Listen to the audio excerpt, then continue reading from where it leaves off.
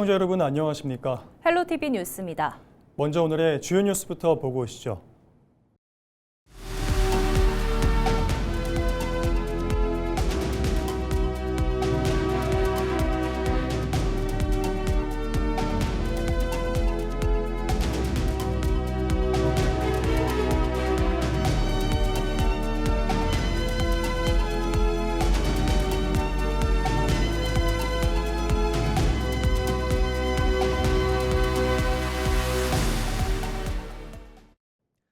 국민의힘 김진태 강원도지사 예비후보와 정광열 춘천시장 예비후보가 춘천을 연고로 한 프로야구 구단 창단을 공약했습니다.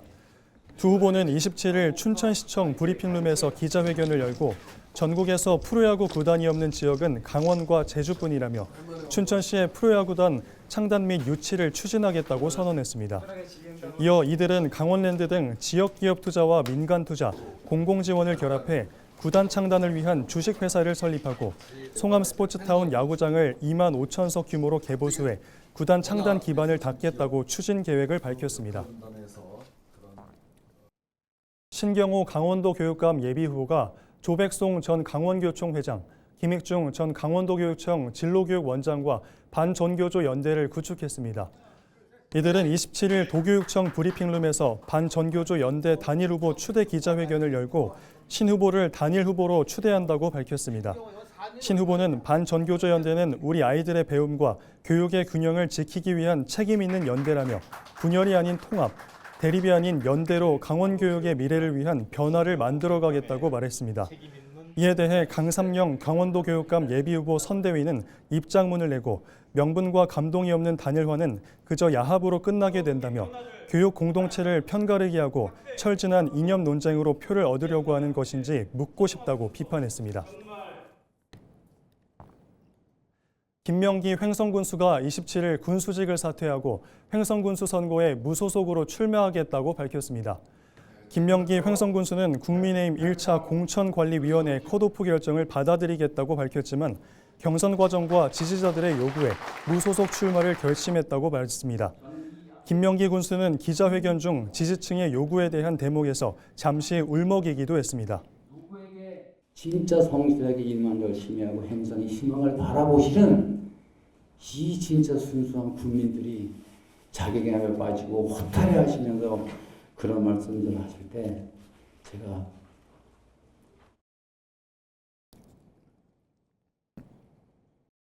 김명기 횡성군수는 한창수 무소속 도의원 후보를 비롯해 4명의 기초광역의원 후보들과 무소속 연대를 결성해 6.3 지방선거에 도전장을 냈습니다. 장신상 횡성군수 예비후보가 27일 기자회견을 열고 농어촌 기본소득 20만 원 지원과 농기계 무상임대를 골자로 한 농업 분야 공약을 발표했습니다. 장신상 예비후보는 우선농업 경쟁력 강화를 통해 500만 관광객을 유치해 지역소득 향상에 나서겠다는 보관입니다. 이에 따라 마을 단위 주말 농장 등 체험형 농장과 판매장 경영을 통해 관광객들이 횡성의 농촌을 체험하고 이해할 수 있는 장으로 만들겠다는 계획입니다. 횡성군 농업의 방향을 저는 핵심 정책인 500만 관광도시 성공의 최종 목표로 삼고자 합니다. 쉽게 말하면 농업 경쟁력의 방향을 500만 관광객들이 마지막 관광지를 농촌 소득으로 마무리할 것입니다. 고랭지 채소 재배 지역에 대형 공동 저온 저장고를 신설하고 K한우 수출 지원센터 설립 등도 약속했습니다. 원광수 국민의힘 원주시장 후보가 프로축구 K1 경기와 2030년 전국체전 유치를 주요 골자로 한 공약을 발표했습니다. 원광수 후보는 27일 기자회견을 열고 강원FC 경기에 원주 분산 개최를 유치하고 종합운동장을 신설하겠다고 밝혔습니다. 또 종합운동장 부지를 원주판 센트럴파크로 만들고 신규 메인 스타디움은 나무로 식재해 공원 형식의 관중석을 만들겠다고 말했습니다. 원주를 단순한 도시를 넘어 대한민국 스포츠의 새로운 이정표로 만들겠다는 담대한 약속을 드리고자 이 자리에 섰습니다.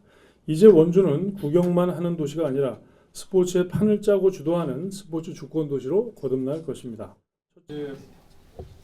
이와 함께 원주시 체육회관 신축을 통해 원주 지역의 산재한 체육단체 통합 입주 등 소통과 행정 효율을 높이겠다고 약속했습니다.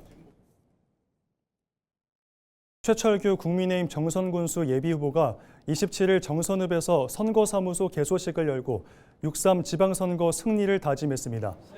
이날 개소식에는 국민의힘 강원특별자치도당 위원장인 이철규 의원과 경기 이천이 지역구인 송석준 의원이 참석했고 지역 정가 인사와 주민들도 함께했습니다. 특히 함께 국민의힘 경선을 치렀던 최종태 예비후보가 상임선거대책위원장직을 공식 수락하며 보수 진영 결집에 힘을 보탰습니다. 보수당 보수정권에서 3번의 대통령을 모시고 국정에 참여를 해본 경험을 가지고 있습니다. 또 강원랜드 와서 3,700명의 우리 직원들 통솔하면서 우리 이철규 의원님과 손발 맞춰가며 카지노 규제 개혁 등 성과를 내기도 했습니다. 경영과 행정을 모두 아는 국회의원님과 최 예비후보는 강원랜드 K2 프로젝트 완성을 통한 사북고안 석탄산업 전환지역 관광특구 조성과 정선 농산물의 강원랜드 사계절 납품을 위한 가공, 유통, 저장시설 건립, 가리왕산 웰리스 생태공원 조성 등을 주요 공약으로 내세우고 있습니다. 한편 더불어민주당 공천이 확정된 최승준 정선군수는 28일 예비후보에 등록하고 출마를 공식 선언할 예정입니다. 국민의힘 강릉시장 후보로 김홍규 현 시장이 확정됐습니다. 국민의힘 공천관리위원회는 27일 강릉시장 본경선 결과 김홍규 후보가 권혁을 후보를 누르고 공천을 확정했다고 밝혔습니다. 이에 따라 강릉시장 선거는 더불어민주당 김중남 후보와 국민의힘 김홍규 후보, 국민의힘을 탈당해 무소속으로 출마한 김동기 후보의 3자 대결로 치러지게 됐습니다.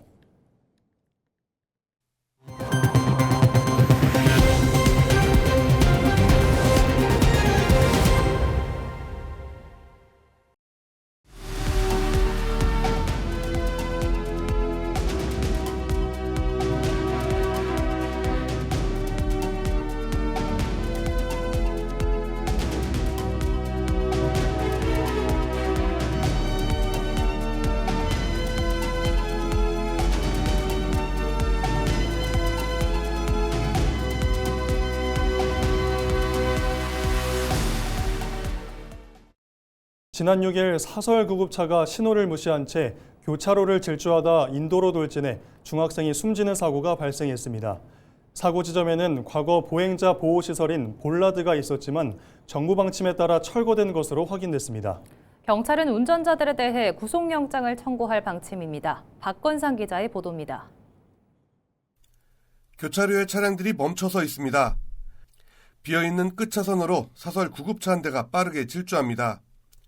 제한속도 시속 60km 구간, 속도를 줄이지 않은 채 그대로 교차로에 진입합니다. 결국 좌측에서 달려오던 승용차와 충돌합니다. 튕겨나간 구급차는 인도를 덮쳤고 길을 걷던 중학생을 치고서야 멈춰섰습니다. 학생은 병원으로 옮겨졌지만 끝내 숨졌습니다. 사고 이후 현장에는 시민들의 추모가 이어졌습니다.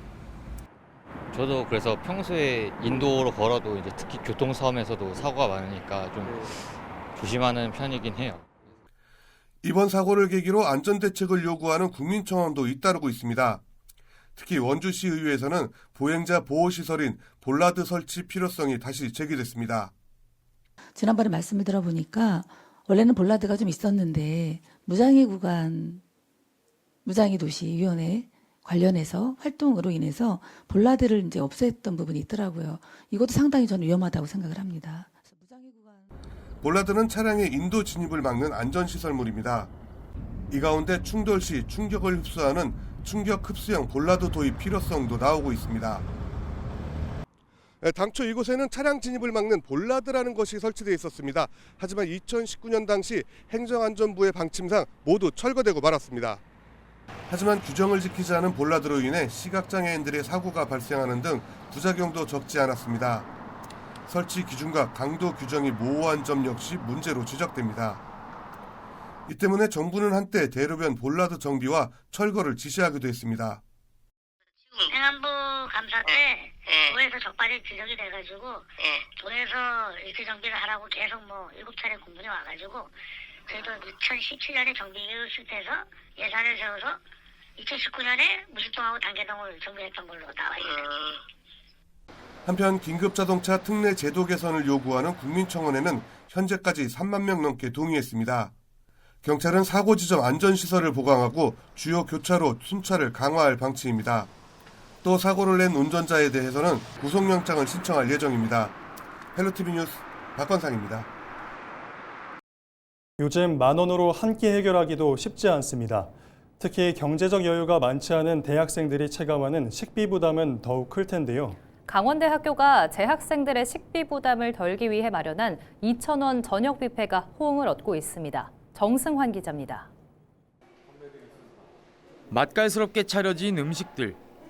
제육볶음과 함박스테이크, 잡채와 샐러드, 그리고 각종 반찬까지 종류만 15가지입니다.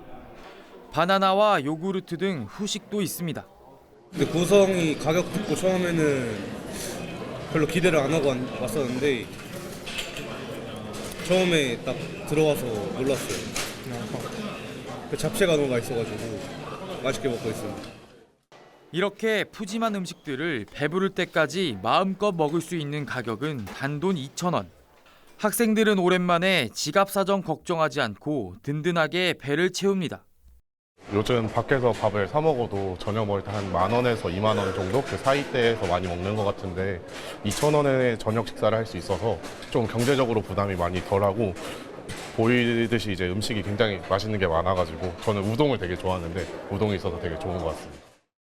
강원대학교와 총동창회가 재학생들의 식비 부담을 덜고 든든한 식생활을 지원하기 위해 2,000원의 저녁 뷔페를 마련했습니다. 학업이나 취업의 준비를 많이 하면서 학생들이 많이 좀 지치기도 하고 저녁 식사를 많이 거른다 이런 얘기도 많이 있고요. 그래서 저희 강원대학교는 학생들의 복지 차원에서 학생들이 좀 더 양질의 식사를 할 수 있도록 지원하고자 본 사업이 시작이 됐습니다. 한 명당 실제 식사 비용은 15,000원 수준. 학생들이 내는 2,000원을 제외한 나머지는 학교와 동문들이 부담합니다. 후배들에게 든든한 한 끼를 제공하고 싶었던 선배들은 2천만 원이 넘는 후원금을 모아 맛과 영양 모두 챙길 수 있도록 도왔습니다. 우리 후배들을 위해서 조금이나마 보탬이 될 수 있는 게 뭔가 생각을 해봤는데 그 식사를 맛있게 하고 공부를 열심히 해서 꼭 성공하는 우리 후배들이 됐으면 좋겠습니다. 강원대는 이번 첫 운영을 시작으로 올해 말까지 매월 1회씩 총 7차례에 걸쳐 2,000원의 저녁 뷔페를 운영합니다. 고물가 시대 후배들의 얇은 지갑을 걱정하는 선배들의 통큰 후원이 재학생들에게 큰 힘이 되고 있습니다. 헬로티비 뉴스 정승환입니다. 방송통신발전기금, 이른바 방발기금 제도를 현실에 맞게 조정해야 한다는 목소리가 커지고 있습니다. 지역 기반 케이블 TV 사업자들이 과도한 부담을 지고 있다는 지적입니다. 손성혜 기자입니다. 방송통신발전기금 제도 개선 방안을 논의하기 위해 마련된 토론회. 이날 토론회에서는 현행 방발기금 제도의 불균형 문제가 집중적으로 제기됐습니다. 방발기금은 방송통신의 공공성과 발전을 위한 제도지만 수익성 악화로 어려움을 겪고 있는 케이블 TV SO의 현실을 반영하지 못하고 있다는 지적입니다. 방발기금 제도가 케이블 TV 산업의 생존을 위협하는 수준에 이르렀다는 겁니다. 적자 SO가 11개에서 지금 거의 40개 가까이 되고 있고 계속 늘어나고 있습니다. 2017년도에는 영업이익 대비 방송통신 발전기금의 비중이 8.4% 정도였습니다. 그래서 얼마든지 낼 수 있었고 기쁜 마음으로 낼 수 있었고 또 이런 기금을 통해서 사회적 가치를 충실하게 수행한다라고 하는 어떻게 보면 뭐 지금으로서는 상상도 할 수 없는 자부심도 있었습니다만 이제 2024년에는 내가 벌어들이는 순영업이익에서 168%를 더 내고 있다. 그러니까 내가 벌어들이는 것보다 내 통장에 남아있는 돈보다 훨씬 더 많은 돈을 거의 준조세 성격의 기금으로서 납부를 하고 있다는 부분들은 더 이상 이 제도를 참을 수가 없는 형태로 다가서는 것은 아닌가. 지상파 등 다른 방송사와의 형평성 문제도 제기됐습니다. 방발기금을 납부하게 되면은 전파 사용료가 면제가 됩니다. 그러니까 이 얘기는 뒤집어서 얘기하면은 전파 사용료를 1차적으로 면제받고 그 다음에 방발기금을 공영방송의 경우는 30% 면제를 받고 그 다음에 적자가 이제 발생한 그 지상파 방송사나 민방에 대해서는 추가적으로 또 감면이 들어가는 겁니다. 케이블 TV 입장에서 보면은 지역 채널 의무가 있는데 심지어 지역 채널 운영과 관련돼서 투자비가 1,500억 가까이 됩니다. 어떻게 보면 케이블 TV가 수행해야 되는 의무와 케이블 TV가 또 한편으로는 주장할 수 있는 권리는 지금 현재로서는 또 타 매체하고 비교했을 때 굉장히 비대칭적이고 형평하지 못하다라는. 토론회 참석자들은 지상파 등 다른 사업자에 대해 감면 제도가 운영되고 있는 만큼 SO에 대해서도 동일한 기준을 적용해 기금 징수율을 조정해야 한다며 목소리를 높였습니다. 정부는 뭐냐면 정책 타이밍이 중요한 거예요. 현재 지금 이게 임계점에 있다는 걸 아셔야죠. 그러니까 지금 보면 기금이 더 많다는 거잖아요. 영업이익보다. 그러면 이 현실이 있으면은 문제가 있으면은 대응을 하셔야죠. 그러니까 법에는 돼 있어요. 법에는 징수율을 갖다가 뭐냐면 공공성, 그 다음에 사업자의 수익성, 재정 상태에 따라서 조정할 수 있도록 법은 돼 있어요. 법은. 제가 볼 때는 이 문제는 지금 당장 해야 될 거하고 그 다음에 중기적으로 해야 될 거랑 장기적으로 해야 될 거랑 나눠서 봐야 될 것 같아요. 그러니까 단기적으로 해야 될 건 뭐냐면은 당장 할 수 있는 거 정부가 고시 그거 개정하는 게 할 수 있잖아요. 다양한 시장 환경 변화를 고려해서 이 기금 산정에 있어서 여러 가지 개수값들을 조금 포함시켰으면 좋겠습니다. 유료 방송 시장은 시시각각 변화하고 있는데 사실 기금은 굉장히 경직적으로 징수돼서 부담금이 과도하게. 케이블 TV 방송협회는 과기부가 검토했던 1.3% 인하안을 즉각 이행하라고 촉구했습니다. 과학기술정보통신부에서 징수율을 현행 1.5%에서 1.3%로 조정하는 방안에 대해 결론 수준의 검토가 이루어진 것으로 알고 있습니다. 최근 방송미디어통신위원회가 새롭게 출범하면서 관련 정책 환경에도 변화가 생겼지만 그간 축적된 논의와 검토 성과가 위원회 내에서도 계속 이어지기를 저희들은 기대하고 있습니다.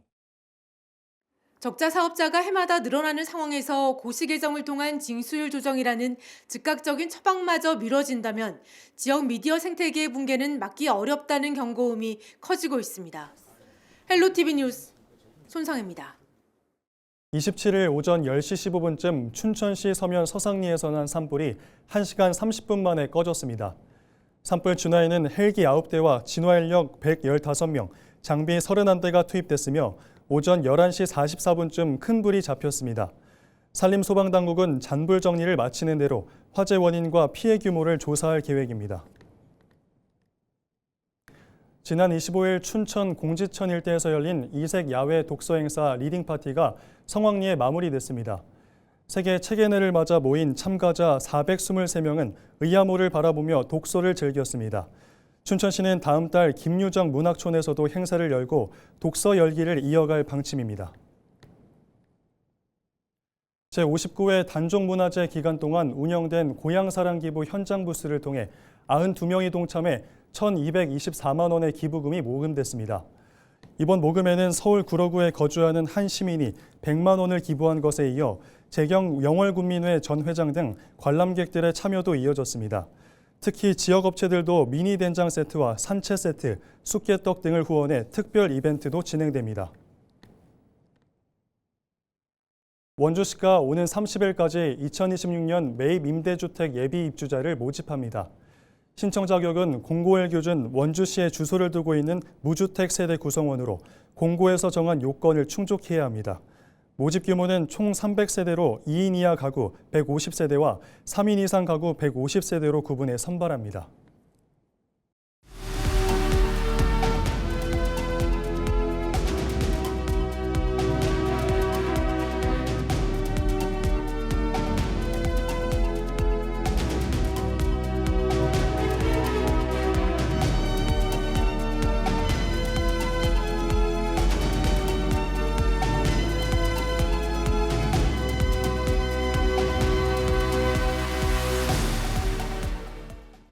이상으로 뉴스를 마칩니다. 시청해주신 여러분 고맙습니다.